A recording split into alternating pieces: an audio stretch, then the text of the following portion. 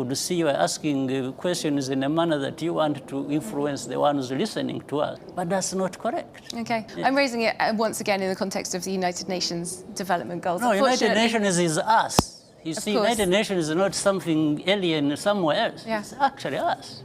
We participate and the framework for this entire development. And by the way, I had been leading the Millennium Development Goals before Sustainable Development Goals. I was the co-chair of that with other leaders and some of the leaders in Europe.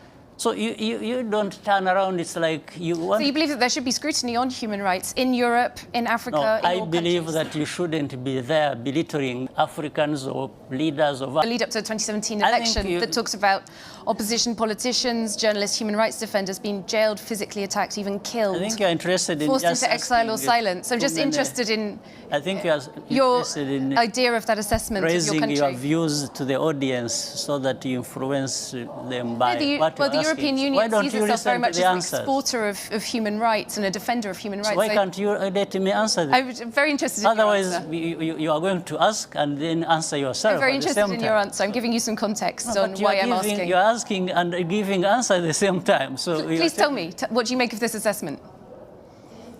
What is in Rwanda is really hell. In fact, forgetting the hell that we have gone through, that we stood against and sorted out when you were there just talking about more or less nonsense. Because do you reject the accusations, for example, from Amnesty International? It's rubbish, absolute rubbish. You reject Rwanda that? is completely different from what it was 25 years ago. In fact, maybe you need to be looking around in Europe. You are violating people's rights.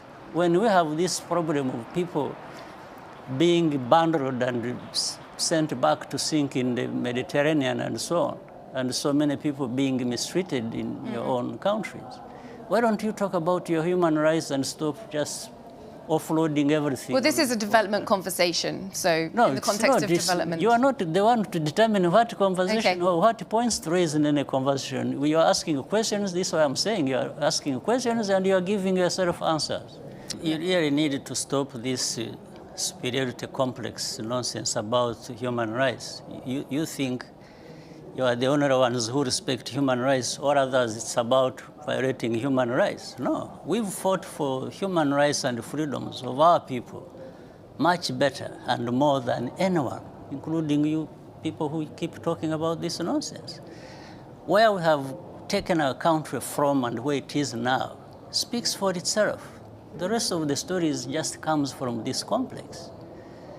You know, these two worlds where there are people who know everything about human rights and all kinds of things, and another world where people are just people who don't know. But these are our human rights. It's not, when we respect the things we respect in our countries, it's not for you, it's not for anybody else, it's for ourselves. Is it not so universal? You don't sit there. Yes, it is universal, but you don't sit there. If it is universal and you believe it, then you don't become the judge yourself. You don't start telling the others what to do, what they should not to do, or that what they are doing is not to your satisfaction. Who are you?